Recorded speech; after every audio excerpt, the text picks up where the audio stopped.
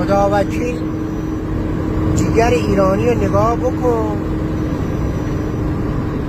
این یه پژو پارسی جلو خراب شده، یک تاکسی سپر گذاشته تو سپر عقب پژو.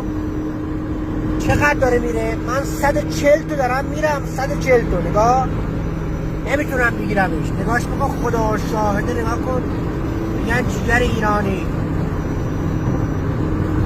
اوه اوه اوه، سپر گذاشته تو سپرش، 140 تا داره اون یکی هولش میده. خدا وکیل بهی میگن شاهکار ایرانی خوردیم به دوربین. سه و تو گذاشتی بین سپرها. بنازم آمریکا میخواد با ما بجنگه.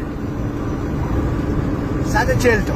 یا خدا دوربینم حالیش نیست. رفت. خیلی حرف ها. یک پتو گذاشتم بین سپراشون، سپرش گذاشتم سپر پژو. 140 تومن میرفتم بهش نمیرسیدم. البته من کار خطرناکی کردم، سرعت بالا رفتم، بدآموزی نباشه. سرعت 100 110. بله.